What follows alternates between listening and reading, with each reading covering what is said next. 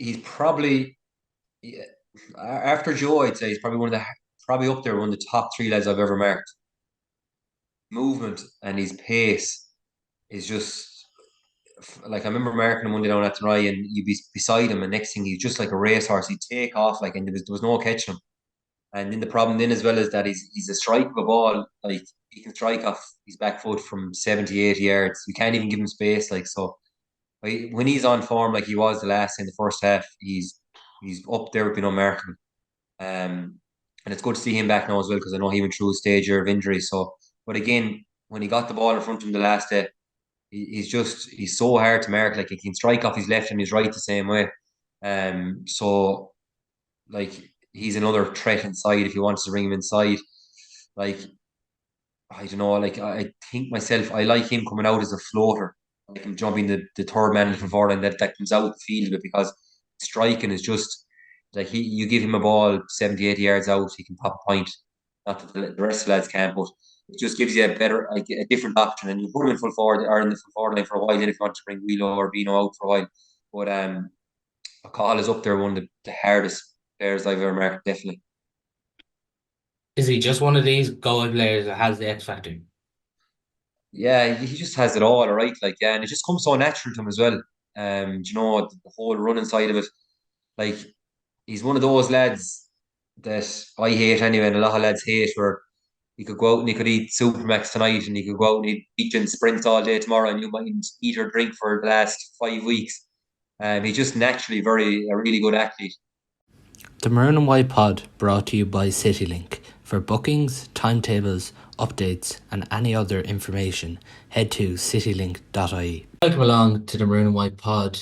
It was a draw for Galway at the weekend where it finished all square in Pearse Stadium, 17 points apiece with the All Ireland champions Limerick. Positives and somewhat, but probably disappointing given Limerick played a long period of the game with 14 men. That ends Galway's league campaign. They don't reach the semi-final and ultimately now won't play for nearly a month, you could say, in the opening round now against Carlow in the Leinster Championship. So that'll be their focus. I'm joined now by Craig Lally. Craig, what do you take from Galway's draw with Limerick at the weekend? Um, I suppose it was a bit of a topsy turvy match. It was ups and downs, and I suppose considering that Limerick went down to 40 men so early, I would probably be disappointed that they're not in the league semi final.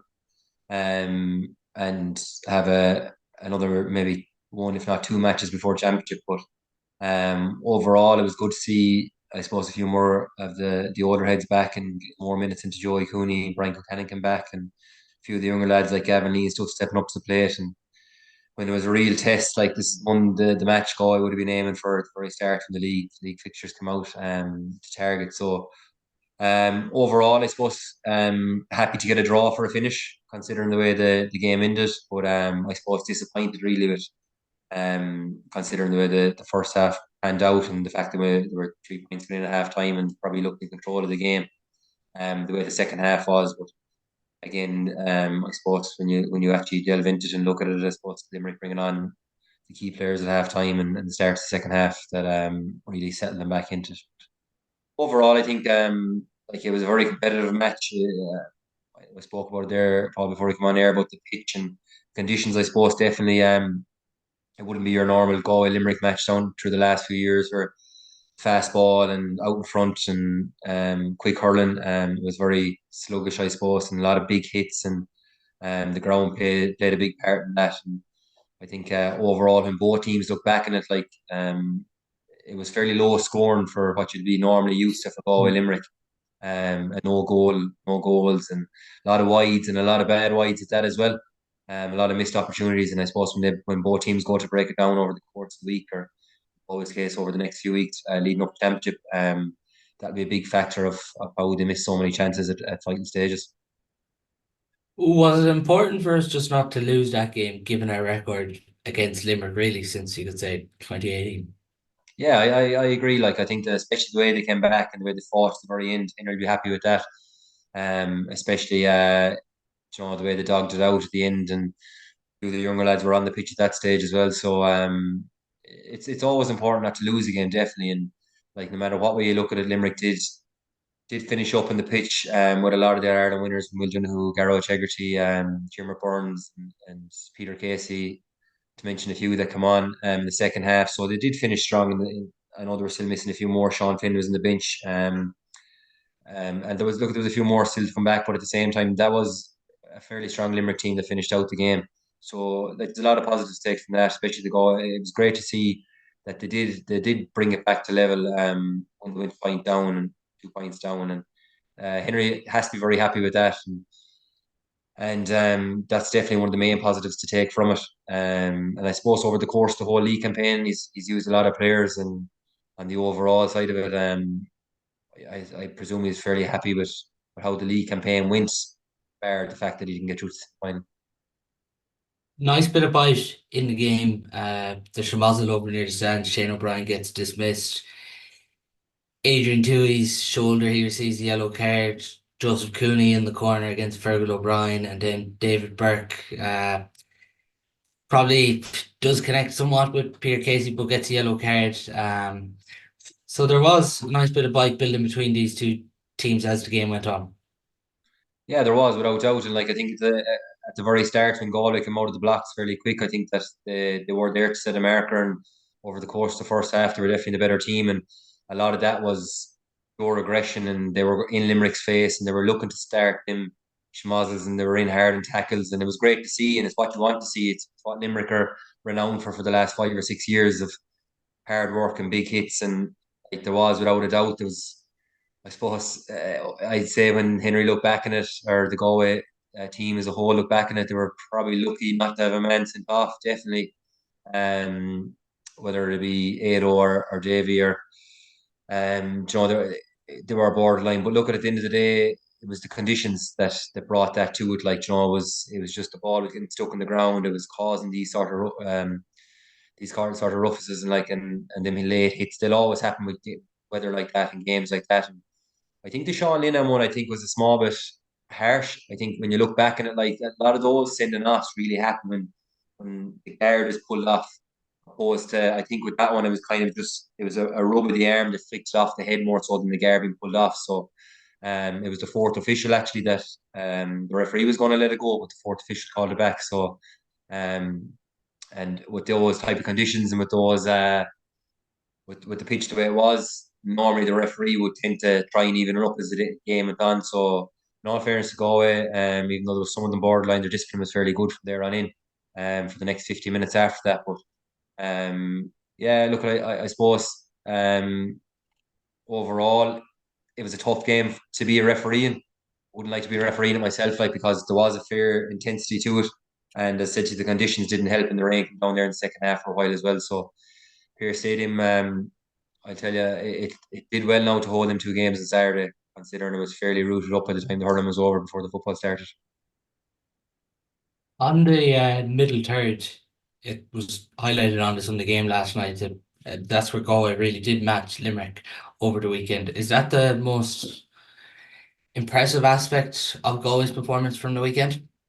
Yeah, I think so. Like, and I think like if they are to compete and if they are to get to the level that they want to, and like without doubt, Henry goal will be to get to an Ireland final this year. That's the part of the game that they really need to up this year, and they need to bring it like as the middle third, the big tackles, tackling units, and the likes of Keenan Fahey, Ronan Glennon, Ado, the half back line that started there, like they laid down the markers earlier. They were putting in the hits. The three solid men, Davy and Sean Linehan in the middle of the field were pushing on as well, and like Tom Mann, Gavin Lead, I thought did great work up and down the field and chipped in with his 2 points as well. And Joey Cooney, of course, in like who'll always be in and about with the likes of those hits. So that middle third was it was good to see them working so hard at the weekend. One thing that we did know, I was the Limerick man that was beside me at the match, was that we noted a few times as the game went on was that it started to get very muddled in the middle of the field. Though, like there was times there where there was Aaron Gillan, there was nobody between Aaron Gillan and Finton, I'd say was it at the time, and Mm. there was only one back and one forward within the 45 of both teams. So it did get very congested in the middle third in the second half in particular. But that'll happen, I suppose, with the way the conditions were in the field as well. But that's one thing I suppose Galway will have to make sure it doesn't happen as the year goes on, that whatever about working hard in the middle third, that they've lots of protection in the full back line. But yeah, overall, I think they'll be happy. I suppose with the extra man, and that middle third, Horrick probably sat back as kind of nearly an extra fullback when Shane O'Brien got sent off. So I suppose that was one thing. I suppose that when they look back at it in the second half, maybe they should have tried something different there. They were very competitive in the middle third, but maybe they should have pushed on Porrick or something like that. Or I don't know, do we get the most out of the extra men? Do you know what I mean? Like, and in particular in our puckouts in the second half, just that was in front of me there in the second half. Like, just felt like Derek was giving Porrick short puck out, and Porrick was just hitting it down to the half forward line and probably doing what Derek could have done. And maybe we didn't get the most out of our extra man there like that. Maybe we should have worked up through the lines like Limerick were doing. Limerick did an awful lot of short hand passes, 5, 10 yard hand passes, maybe 15, 20 hand passes before they even got to the half forward line. And maybe that's something that we might look at. Now, I know it's easier said than done, and Limerick are doing it for the last 5 or 6 years, and we have a lot of new players there. But like, we definitely have the potential to do that, because when you've Jack or you've Darren or Clinton or even Dahi when he comes back there, and they're powerful runners that they can come out just as good as the Limerick lads. That's maybe something that I think that probably let us down in the second half, and we had the extra men. But we could have used it an awful lot better on the overlap, you could say. Just interested to get your views here as a former inter-county defender. Our delivery from the half-back line at stages hasn't been good enough throughout the league. Sometimes we're hitting the ball in, it's a defender's ball all day, and even some of the ball going into the forwards the last day, it it was difficult for them to get their hands on it. What's your view on Galway's delivery from defence to attack at the minute? Yeah, and like, it should be one of our strongest points, because we've two of the best full forwards in the country. When they get good ball in Beano and Wheelo, like when Connor and Brian are on form and the ball is coming into the corners, they're unmarkable. Like, they're as good as Aaron Glenn or James Flanagan or whoever, Peter Casey. But it has been a bit of an issue right now, I suppose, compared to Limerick. Like, if you look down to the last 3 or 4 years, you've Kyle Hayes, you have Declan Hannon, and you've Jimmer Burns. They are the half back line for the last 5, 6 years, so they know each other so well. It flows so easily, and they're normally the main deliverers of the ball into the full forward line. And maybe it's our half back line over the last couple of years has seen so many changes that maybe that could be a factor, that we aren't. Maybe we need to settle on a solid half back line that allows the delivery ball to be the same every day. Because if you actually look back at the replay from the match the last day, the delivery of some of the Limerick ball was very, very good. Aaron Gillan and Seamus Flanagan actually wasted a lot of the ball the last day. Gillan ran out over 2 or 3 balls, which is very unlike him. But again, conditions didn't help.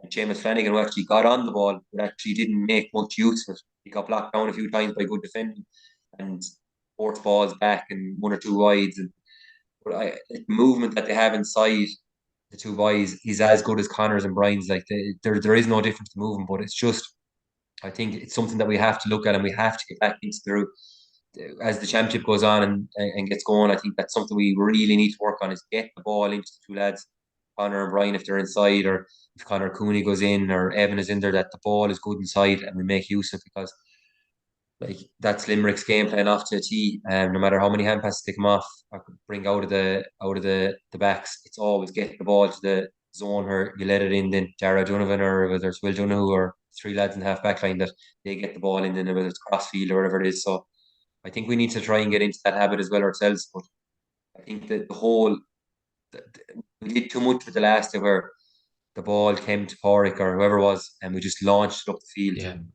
we had an extra man, like, so we could have worked it out through hand passes and caused the overlap.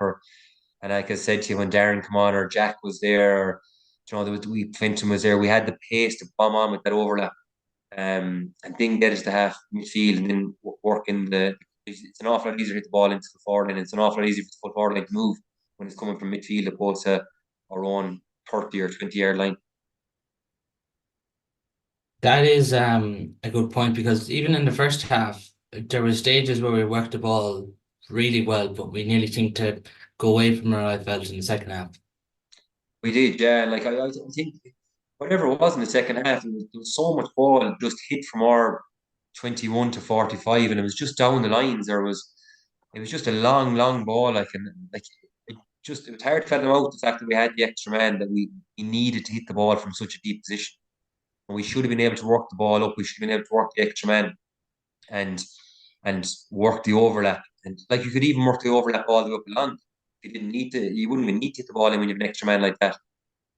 But like I suppose like what happened there then was that when Will Donoghue come on and Gareth Chegarty come on, they did up with a small bit there in the middle third, and they probably stopped us hitting the ball out. Or was forced to hit it long, but it's just something we need to work on definitely going forward. And we have the players like Guy's unbelievable at that overlap, and Jack will be very good at it. I said to you, Darren will be good at it, so Ado will be well able to do it. And just something I think we need to work on because when you actually looked at it, Limerick probably overkilled the last day.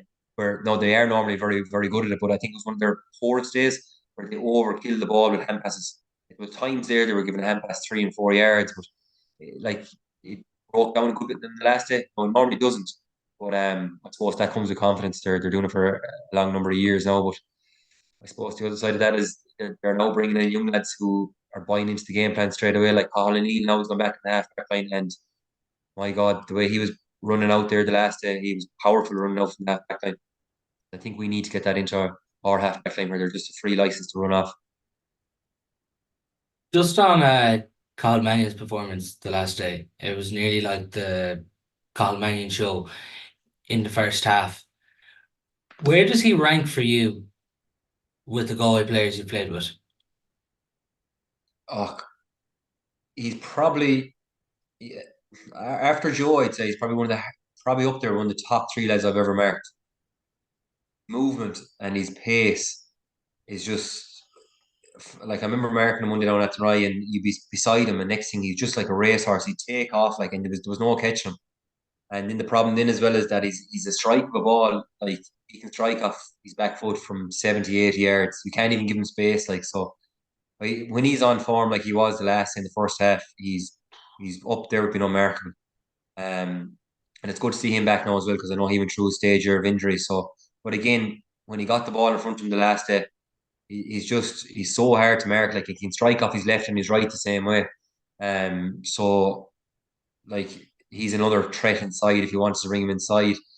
Like I don't know, like I think myself, I like him coming out as a floater, like him jumping the third man from forward, and that comes out the field a bit because striking is just like you give him a ball 70, 80 yards out, he can pop a point. Not that the rest of the lads can't, but it just gives you a better, like a different option. And you put him in full forward or in the full forward line for a while, then if you want to bring Wheelo or Bino out for a while. But McCall is up there, one of the hardest players I've ever marked, definitely. Is he just one of these Galway players that has the X factor? Yeah, he just has it all right. Like, yeah, and it just comes so natural to him as well. You know, the whole running side of it. Like, he's one of those lads that I hate anyway, and a lot of lads hate where he could go out and he could eat Supermax tonight, and he could go out and eat beach and sprints all day tomorrow, and you might eat or drink for the last 5 weeks. He's just naturally a really good athlete. And like his touch and his strike, and then is as good as Joe would have been. Like, or he's just really, really natural and a really good athlete, and he's a really nice lad with it. You were just saying floater there, and it's interesting because it's probably now opened up to debate to where do you play Carl because you can play him inside, you can play him anywhere in the half, you can play him at midfield. You believe he should play as a floater, but where do you think he's going to play this year now? It's very hard to know because if you actually, and it's very hard. I'd say Henry finds it hard to know as well because he's never had his even close to his full 15 in the whole Mm. league, and he's going into the first round of the championship not knowing what his 15 will be, and he's probably going to piece the puzzles together from the last 2 years opposed to what's happened in the last 2 months. So he'll have decisions to make. Like Brian only came back the last. Well, Brian only has played a couple of minutes here and there in the league. Um, Wheelo obviously was missing the last issue suspension. He'll obviously be starting wherever he'll start. And then you have the decisions to make with the likes of Joey Cooney, Evan, Tom Mann, Gavin Lee played well the last day, chipped him in his 2 points. Um, and then you've probably going to have the likes of Jason Flynn, who played a few minutes or played a good bit of the league at the start. Jamie Ryan come on the last day. So it's hard to know. Like if it was me, I think that I'd still like to go, as I said to you earlier on, maybe a two-man full forward line with Brian and Connor inside. I think the two most effective inside. And maybe if Cahill wants to float in and out and just let him roam around. He's very good at like whether he'd be in the full forward line for a while, if he wants to come out to half forward line, make his way out to midfield as an extra midfield. Give him that role like for a period of the first half and then maybe put him into a settled role. And like I think they do that anyway themselves. Like I was watching Davy the last day. Davy played the first 15 minutes in midfield. He went into wing forward for 5 minutes. He created a point, I'd say, for the full forward line and ended up staying full forward for the next 5 minutes after that and made his way back out to midfield again. So they tend to do that anyway, the lads, like they move around. But in particular, I suppose when it gets into the business end, all is better as just that floater where he can just go wherever he wants and just, if a man wants to follow him, they'll have to follow him really. Like he's too vital, as an opponent not to follow. Just another player that you would have played with, and we haven't seen a lot of him for the last 2 years, really, with just being hampered by injuries. Adrian Toohey looked really sharp, looked in great condition. 1 point from wing back, and but different people will make different cases about his shoulder because obviously he's a bit bigger than Fergal O'Connor, so the way he was lining up, he was probably always going to hit him high. But how big is it to have Adrian Toohey back and fully fit, and what would he bring to the group? Yeah, like look at Ado's. He's an experienced inter-county hurler now. He's there since 2016, so he's a good few years under his belt. He's had a tough 2 years out there with injuries and stuff like that. And even 3, 4 weeks ago, he got another injury. He got a shoulder in training, and he's bit over his eye. So he's just coming back from that. But it was good to see him back the last. Like and like he's a real good athlete as well. No more than Cahill. Like he's a tough hurler when he turns it on. Like and he likes to the tough and the rough and tough side of it as well. So he does. So that game would have suited him the last day. But he's a good athlete. Like he's well able to bomb forward there, and he's a great addition to have around the place. I mentioned him there the last time we were on the podcast that it was good to see him back in the panel. I think it was his first panel back on for the year, and I think I was talking to him the morning of that game. I met him there. He was getting a coffee, and he was saying to me that was the first game he started in 2 years, with injury. So he kind of had been floating around, and he was injured and stuff like that. So no, it's good to see him back. Like, and he's loads to offer. Like, he's absolutely loads to offer the group. And again, like I said, Jay, he's a season campaigner, and he's one of that 2017 team that's still hanging around there. That I'm sure will be a big presence in the dressing room as well. So just on the makeup of the Galway team at the minute, are we still a good bit away from knowing this starting 15 even going by last week? Because Finton played really well at fullback, does tremendous on Aaron Gillan. Keenan Fahey does tremendous on Keane Lynch. But like Dai Burke is going to have to come in there somewhere. And then you look in attack, Connor doesn't play the last day through suspension, as you mentioned. Brian Buchanan only comes on. It's one or two more on the bench could start. Are we still a good bit away from being close to a championship 15? Yeah, it's hard to know. Like Darren Morrissey only came on as well the last day. So it's hard to know. Like it's I think we are and we aren't. Like I think that Henry, I'd say when he looks at it, he'll know he's 17 or 18 players. But I think the biggest question will be where do you put them?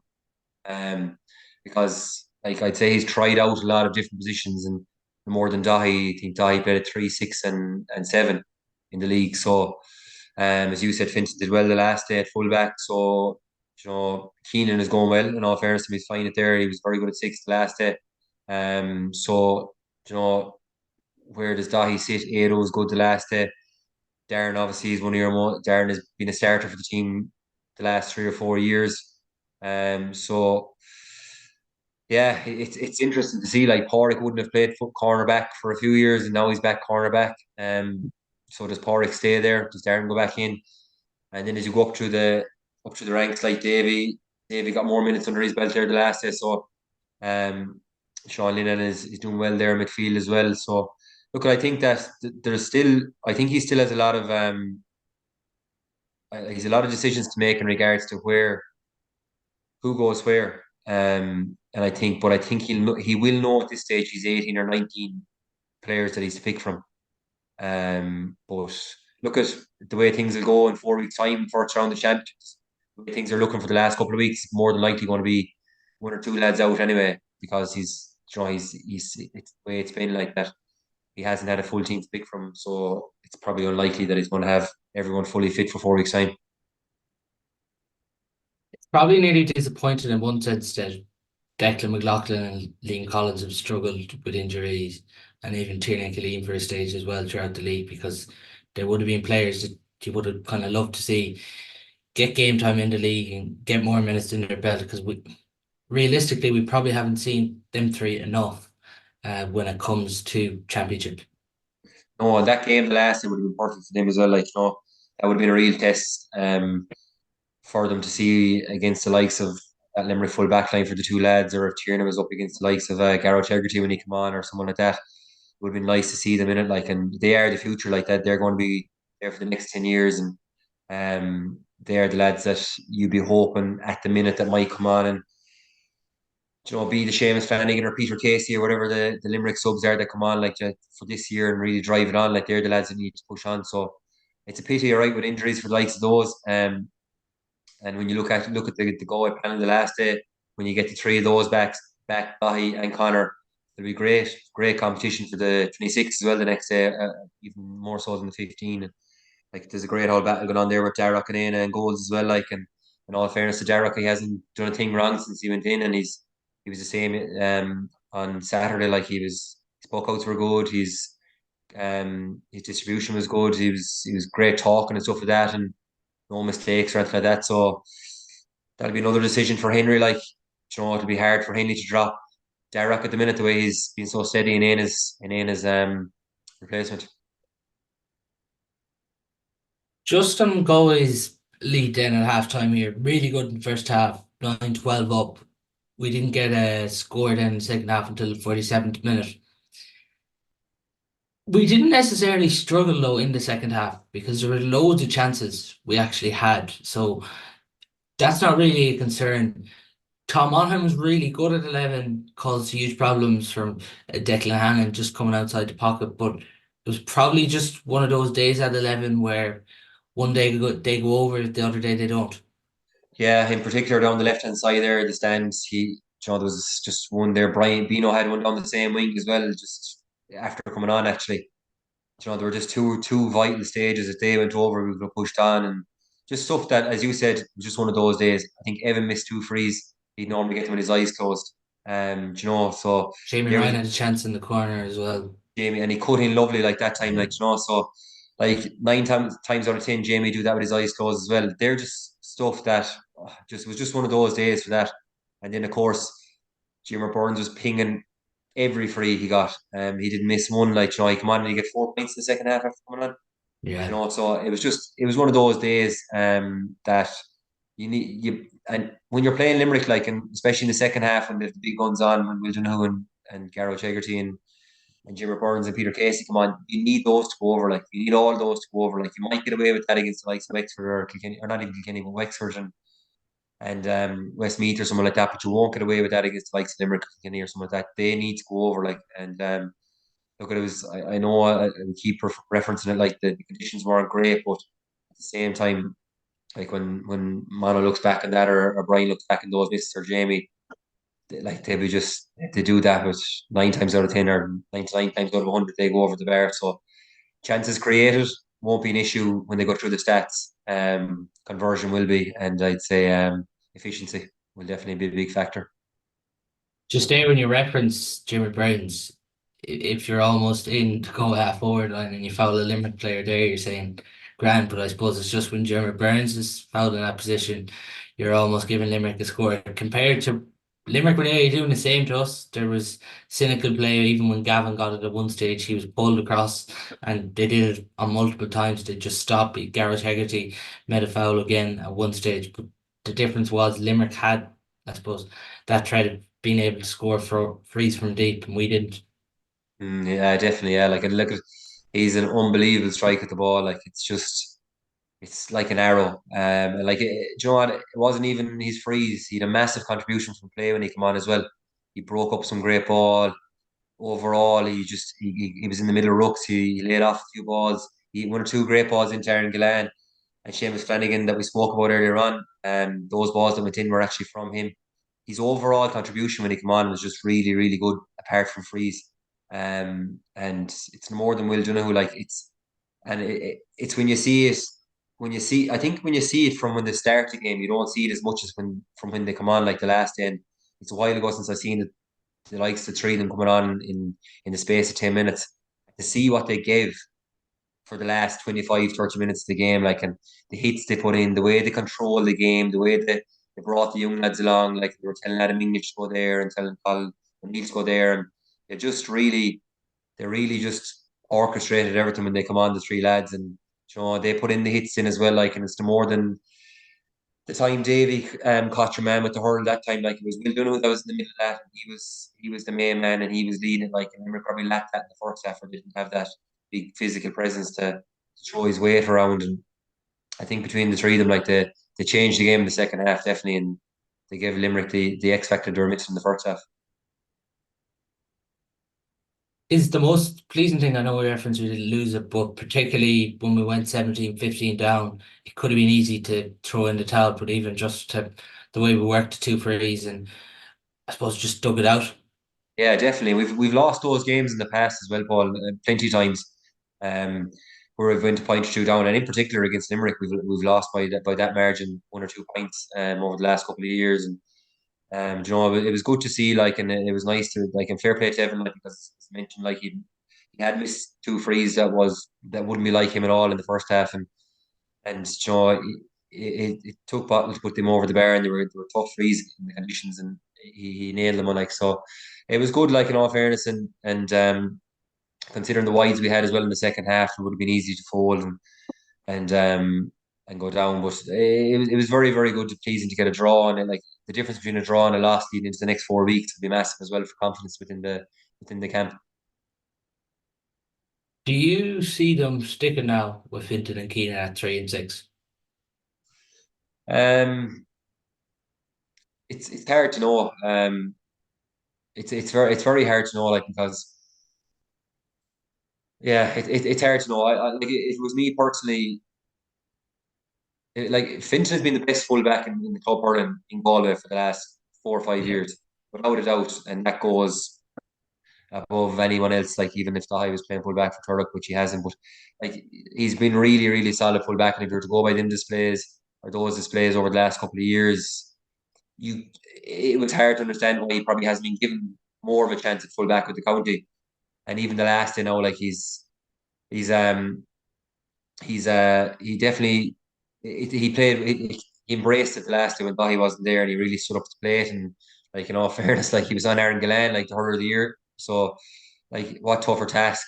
But I suppose the only difference between club hurling and county hurling is probably the fact that club hurling might suit Finch and small bit better, where it's a lot of high ball and stuff like that, where opposed to the low ball running. I'm not sure if wing back suits Finch better when inter county. Um, but at the same time, I don't know if Dahi is, Dahi maybe prefers the half back line better than he prefers the full back line. So if that's the case and Dahi prefers to play in the half back line, then for me, Finton has to be full back. I think he's the best choice for Galway. Um, and then the debate then starts in the half back line. Does Dahi play at six? Does Keenan go to the wing? Uvero, Pádraig Mannion, where does he play? Does he play 6-5? Does he go back into the corner? Where does Darren Morrissey come on? In all fairness, like, you've probably 7 or 8 players for the six backs right now at the minute, and you'd be happy with any of the 7 or 8 start. Um, it's a Are you tough choice. surprised? Are you surprised that Shane Cooney hasn't really? Well, for me, I don't feel he's got a fair crack at the whip this year. No, but I'd say Niggles again. Like, I'd Okay. say he's probably going through Niggles at the minute. Like, and like, he's no look, whatever it is about in county, he just gets a bad run of it in county for injuries. But look, if we didn't even mention Midge, like, or Shane, like, he's another it's like he's a big say. He's gonna have a big say in the back six as well. And like again, it just like game would have been perfect for him to play at six. You know, the last they give him a test or Yeah. play him at wing and whatever Keenan maybe switching around. But like it's these type of games that Shane probably needs, and you know you probably need to see him play these type of games more so than it'll be hard for Henry to put him in the first round of the championship now after not playing the last two league games. So look, there's loads of options. Like you've 7 or 8, 9 options there that you'd have full faith on if you went out in the first round of the championship or Leinster finals of having any of those 8 or 9 players starting there, and loads of experience between them all. In all fairness, over the last couple of years, so um, yeah, that's Henry's. That's what he gets paid for, Henry, for making the decisions. But yeah, I'd say overall, I'd say he'd probably go with he has to slot in anyway, no matter what happens. And then what happens after that, I'd say that'll be that'll be a tough 4 weeks to make that up. I'm gonna put you on the spot here now. Who's your back six for championship? Oh, like first of all, if we go from the back six from the last day, Yeah. I'm going to move Ronan Glennon out of the back six because I think Ronan is a really, really good midfielder. I think he had a great year. I know he was caught last year with a few injuries. The year before, he had a great year for Galway midfield, and I think that he might best suit midfield. So if you leave Ronnie out to midfield, um, yeah, like I suppose the season full back line of Jack and Darren in the corners. Um, I'm not sure how Darren is fixed injury wise. Um, It kind of does feel like they're this year, like in the last two games, because I know Darren started and Jack didn't. Jack started and then Darren didn't. Really feels like this year they're kind of going for one or the other. yeah, it does because Porrick's played a lot of games down in the corner. So look, I don't know what Darren's situation is, but like I probably, if it was me personally, I'd probably put Porrick out in the half back line. Um, I put Porrick out in the half back line. I have Finton fullback. I have Jack one corner. I'd have Dahi in the half back line. Um, I'd probably have Darren in the other corner. And geez, you're right. You put me in the spot here now, Paul. I'd have like the way Ado's after coming back into there now at the minute. Like his hand is definitely he's hand up for a place there. I suppose game time would be the big thing with Ado now as well. Like he hasn't played much over the last 2 years. So He should be an option for midfield too, though, shouldn't he? Like 'cause he's played a lot there. yeah, he plays centre forward for the club, like so he's played an awful lot there as well. So he'll be an option for midfield. He'll be an option for cornerback. If the lads ever Yeah. like that's where he won his Ireland, the cornerback. He's very tenacious and hard hitting cornerback. He'll be very tight marker. So like, he can play in numerous positions.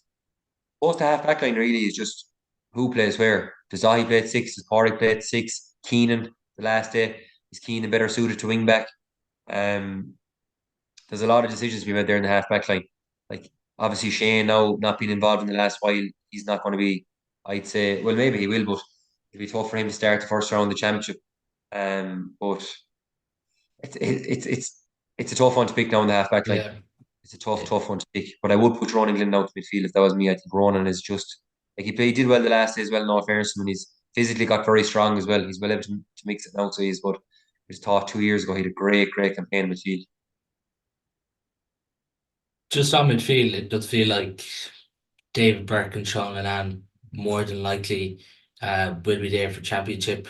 If you're to look at the forwards, does it nearly pick itself in one way?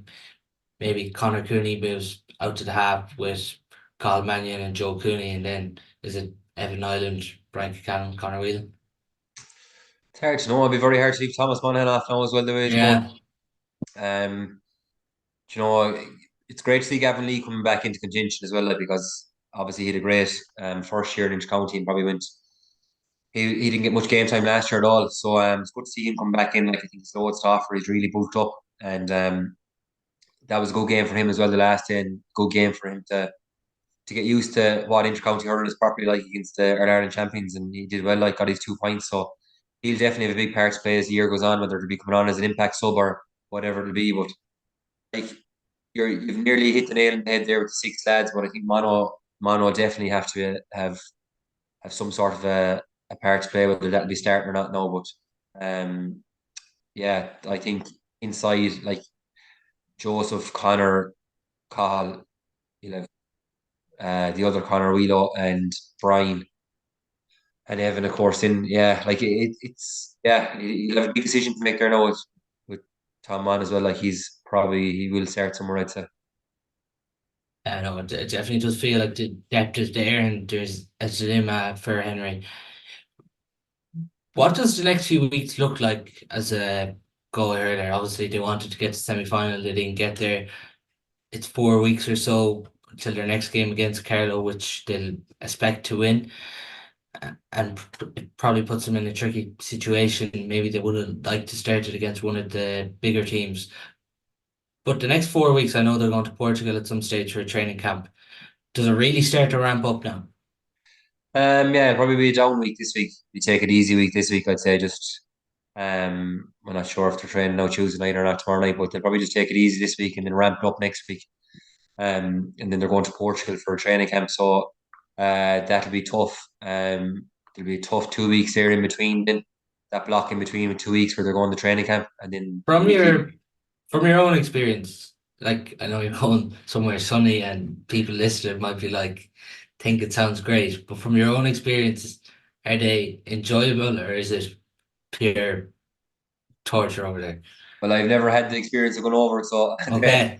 the furthest we got now was Photo Island, or we went up to Photo Island was probably the main one we went to actually a good bit, but they're tough going. You train 2 times a day. You be gymming.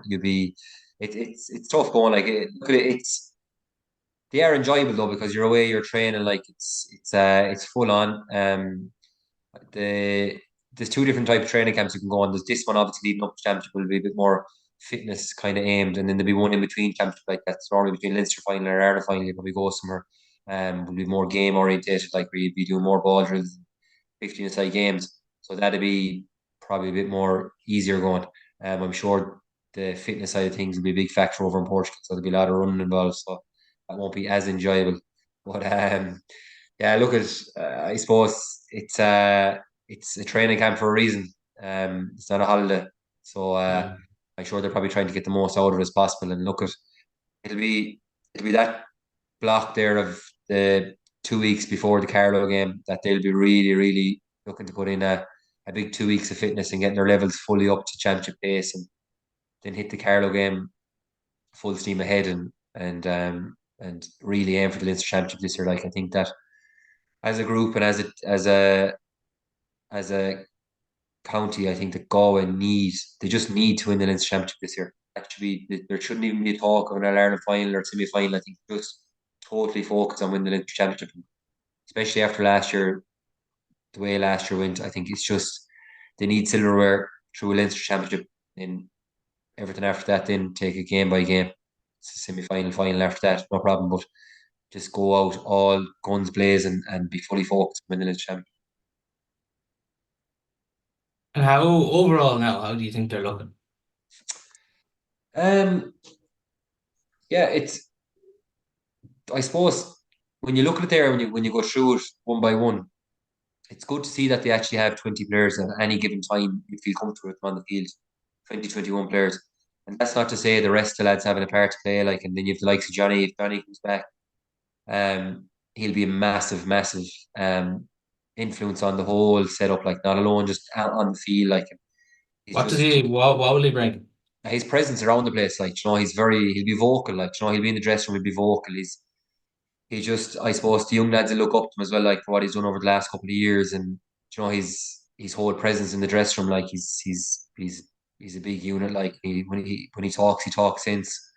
He's one of those when he talks, you listen, and that's it. And he'll be just a good lad to have around the place, and like look, loads of experience. He's done it all, and he's seen it all, and he's one of those lads that he's just like the lad from 2017 that is has an Ireland pocket, a medal in his back pocket, and he'll young lads will learn so much from him. So if he comes back, that'll be massive. Which he will. Like obviously he's 100% there, but he'll be another one to add in. And as you said there, like when you're talking about the likes of Shane Cooney to come back from injury and the lads back, it's good to see. I suppose the only disappointing thing from the likes of the league campaign is I probably or Galway or Henry would have liked to have the likes of Liam Collinses or Tiernan Cleans or those lads pushed on a small bit more, I suppose. Like to have them a bit more up to the level of Gavin Lee, where they got more exposure to the bigger games like the Dublins or the Limericks. I suppose that was probably one disappointing factor you could say that maybe if it comes to a Leinster final that you haven't maybe something different to spring besides the normal subs that are there. Who was our best player? Who was our best player in the league for you this year? Um, Best player in the league. Good question. I'd say um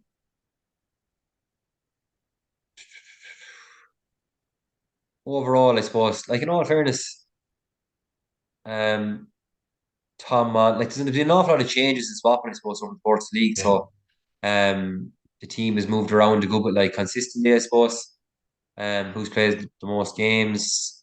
Um Tom Evan Nilan has played a good few games. Thomas Lads came back in. Sean Linan, in all fairness, has played a good few games. He's been very solid in all fairness. I thought Connor Cooney has pushed on, especially the start there when he came back. He was very good for the first few games when he came back in. In particular, the Tipperary game, it was good to see him back shooting again. In that one, yeah. Do you know what? I think Derek has been very solid in goals as well. In all fairness, it's great to see him so solid in goals, and I suppose sometimes that can be overlooked. Especially when he's coming in there in his first real year of getting a run of it. Just then, finally, before we do finish, Ravens obviously reached the Crow Cup final there on Paddy's Day. It's just been a remarkable rise for Ravens over the last few years, but the way they pushed St. Kieran's all the way and ultimately just come up short, like just absolute heartbreak, really, wasn't it? Oh, it was just so disappointing. Whatever about losing a normal times, but losing extra time like that and the way they did, and like it's always and ever when we were growing up, it was always Bridges were the strongest team. Like Bridges were dominating in Loughrea for so many years, and the way they've changed it around over in Loughrea now with the minute Ravens got so strong, it's a credit to the likes of the teachers that are over there. I just know a few of them in particular, Franny Ford and John Hardiman, a few of that crew. Like it's just it's to get to an Ireland club final like that, it's or school final like that, it's a massive achievement and not easy to do. I know in our own school there in Gort, we've lost so many semi-finals down through the years in Gort Community School, and it's a long time ago since we were in our Ireland final at St Coleman's from Cork beat us back in 2000 or 19, 2000 I think it was, and it's a really hard thing to do, and it's awful disappointing for the way they lost, and especially the work they've put in over there. It's been brilliant, like, and it's great to see a Galway team competing in it, and in particular the fact that Athenry have been so strong in the competition for the last few years. It's great to see Rayfield's break through.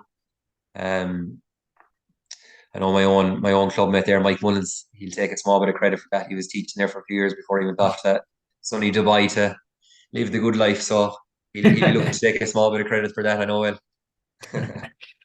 Just on a couple of the performers from over the weekend, Vince Morgan won three, really impressive. Bobby Feeney 5 points. Young Paddy McCarthy, I think he was the captain. He played for Sarsfields this year and was tremendous in the club championship, five from play. Uh, Colleen 2 points. Oscar O'Gorman 1 point. Like we're going to see some of these players in a couple of weeks with the Galway under 20s, but like there's some serious talent on that team that we probably are going to see come through over the next few years.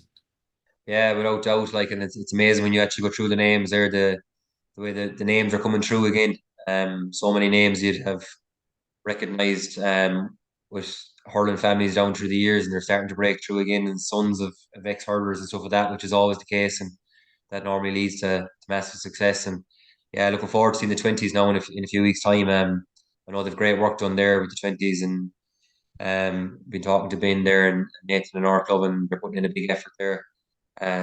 So looking forward to see what they do now, and be interesting to see what Fergal and Joe and James and them, what way they get them prepped. And yeah, it'll be great to see the likes of all those young lads coming through and stepping up to the fore, like in the more than you said there now in club championship as well this year. Galway, it'll be good to see them lads, see them in action. How has it been back on the hurling pitch? Tough going out with this weather, Paul. I won't lie. Yeah, it's tough going. It's hard enough getting a text message on the group at 6 o'clock in the evening saying we can't train the pitch. We have to go to the Astro because of the conditions. So it's tough out there at the minute. But I know it's grand. The league is starting back now in 2 weeks' time. We're out the first week of April. I think the league is starting back for everyone. So it'll be enjoyable to be back playing matches. But hopefully, the weather keeps up a small because I don't think there's any pitch in the county at the minute that's playable. But yeah, the teams are getting a lot younger, and I'm not getting any younger, so it's getting tougher out there to keep up with them. But yeah, no, it's going to be a long year, so it'll be interesting. Hopefully they draw the groups a bit quicker this year now, so we'll know who's playing who. How many seasons now is this for good for you? Jeez, I'll be giving away my age now, Paul. I think I'm probably on. Oh, no, I think it's 20th this year, 20th year playing with Cork seniors, 19th or 20th. So, Uh, Has it changed a lot when you were a young lad starting out compared to oh yeah, the young lads coming through now? massively, massively. Like yeah, and like even like when I started out first, and you had the likes of Niall Linan and Enda Linan and Ollie Fahy and these lads, and they were the strength and conditioning side of things and the gym side of things didn't really count for them lads. So it's such a big factor now with everyone. Like, and you know, if you don't, I even see with our young lads, like the lads that are 19, 20, 21, are in the gym like since November trying to bulk up and get up to the size of what most club hurlers have been out in the county. Like, and those extra 3 months will stand to them massive from November, December, and January before everyone goes back on the pitch. And if you don't do it, you're falling behind, and that's what every other club is doing. And it's amazing to see like that standard has come to like, and you know when you look back at intercounty and you look at when the gym really hit intercounty, that's the way it was. Like, and I think club level has now got the intercounty standard where, it's I even see with us there now this year, like we've trackers and everyone, like, and you're tracking everyone. Like, and I remember when we back in 2015 or 14 or 15 when we got the trackers down in Loch George in November for intercounty. We only had 10 of them in the county board only gave us 10, so you pick a random 10 every night. And now here we are in 2024, and every club member has one. Never mind an inter-county player. So that's the level it's gone to now, and it's just it's outrageous. Like, and that's our club. Like, and I've heard over the last couple of weeks of other clubs and the level they've gone to, like, and the stops they're pulling out for club training for the last couple of weeks, and it's just crazy. Like, and it's hard to know where it's going to stop, to be honest with you, because like we're back training on the field now. We're only back 3 weeks in the field, but like there's clubs back training, running on the pitch, or even not in the pitch in fields since January. Like, and the first round of the championship is the first round of August. So like, it's just it's hard. No, like if you get a good run in championship, like you're probably not going to finish up. For the teams that get through to the club to be final or final, it's the first week of November, second week of November. So it's basically 11 months of the year, 10 months of the year. Like, so it's tough going like as a club player now. Like, and like here I am, I'm in my 19th or 20th year. Like, but like it's hard to see the longevity of club players going forward. They're going for 11 months of the year from 19 years of age. Will they be still going in, or not even 19, 18, some of them 17? Like, will they be still going in 20 years' time playing club hurling if they're going 11 months of the year? It's tough going. Like, and then of course, you've injuries are getting more common. Like, and this dreaded cruciate is just popping up all over the place now. Like, and you'd wonder what the factor is behind that. Like, I see Seamus Kennedy Tipperary doing his there the last. Like, and Mm. I was actually watching the game and tell you, like, and it was just so simple. Like, he just literally went to stop and turn, no one near him, and Yeah. it's all these factors that are just kicking in. Like, and you just wonder where club hurling is. Like, and I just like I was talking to our manager David Hoban last night, and just happened to meet him, and I was chatting away to him, and he was just chatting away about Kildare, like, and he was just saying that Canberra hurling club at the minute. Like Conor Whelan is one of their oldest players. I think Connor's 26. I think he's one of the oldest players in the panel. Like and it's just amazing. Like that's the way it's gone now. Like whereas when we were coming on, when I came on the scene, like you could have 10 lads, 15 lads over 30 years of age, and that was normal. Like so, yeah. It's just it's changing times. It's definitely changed an awful lot since I come on, and I think it's down to just the commitment that's involved now in being a club hurler. It's the same as what Intercounty was 10 years ago. Yeah, for sure. That's all we do time for on today's podcast. We'll be back next week with another podcast. But Craig, thanks a million for coming on. Here's what he's probably, yeah, after Joe. I'd say he's probably probably up there, one of the top three lads I've ever marked. Movement and his pace is just like I remember marking him one day down at the Rye, and you'd be beside him, and next thing he's just like a racehorse. He'd take off like, and there was no catching him.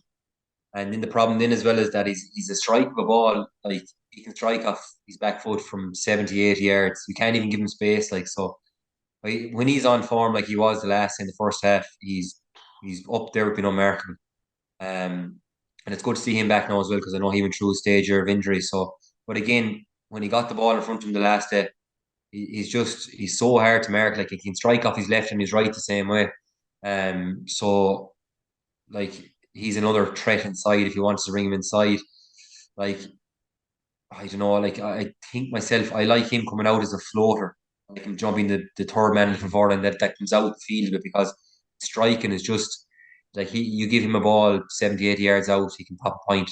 Not that the rest of the lads can't, but it just gives you a better, like a different option. And you put him in full forward or in the full forward line for a while, then if you want to bring Wheelo or Bino out for a while.